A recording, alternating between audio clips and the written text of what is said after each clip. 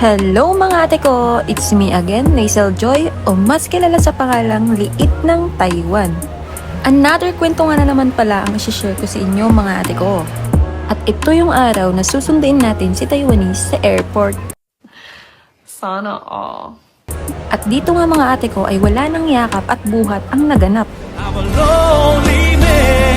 Eh paano ba naman kasi mga ate ko, mas nangibabaw na yung hiya ko.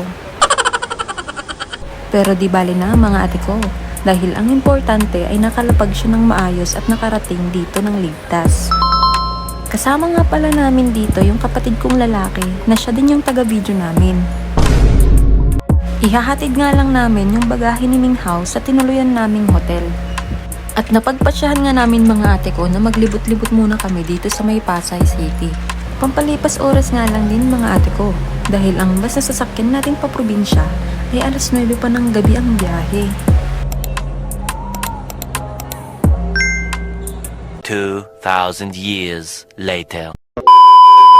Nakasakay na nga tayo pa probinsya nito mga ate ko.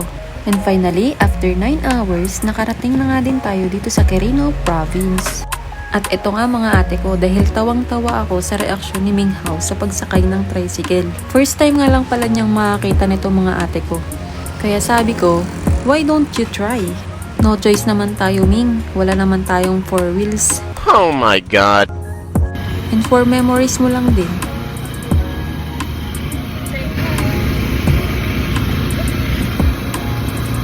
Yay! Yay!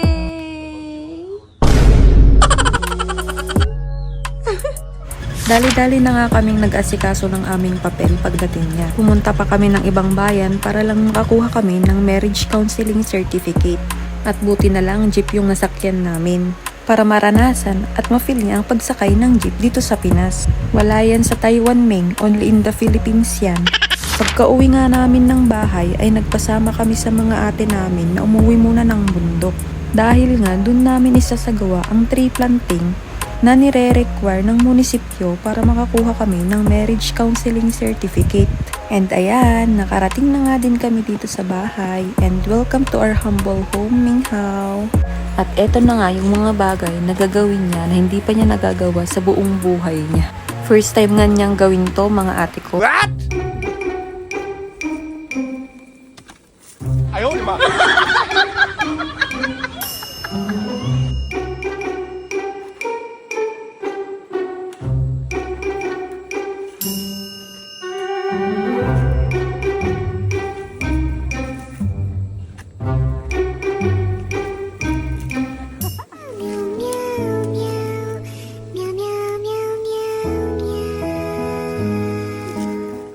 Oh, ayan Ming, ako nang gagawa ha. Baka mamaya sabihin mo inaalila ka namin dito sa Pinas ha.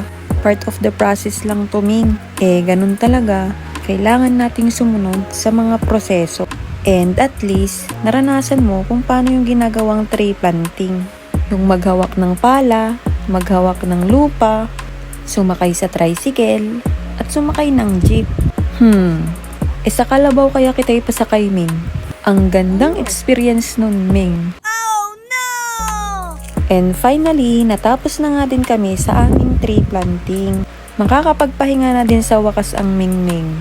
Basang-basa na nga din kasi siya sa pawis mga ate ko. Kaya magpapahinga muna tayo saglit bago tayo umuwi ng bayan.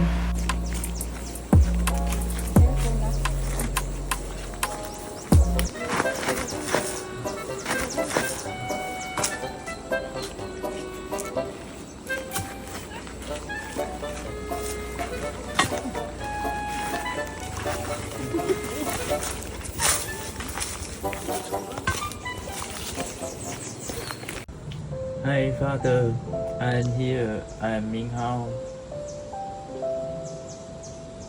Hi. You say, what will you do here? I will marry with Nithro. Yes. Nithro? Day.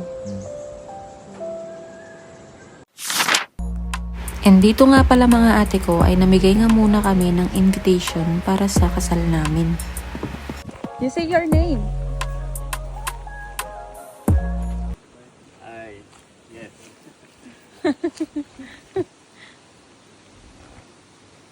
Thank you. At ayan, pauwi na nga kami dito sa bayan mga ate ko. At alam ko ngang pagod na pagod si Minghaw sa aktibidad na ginawa namin buong araw. At tayo na nga ay magpapahinga na.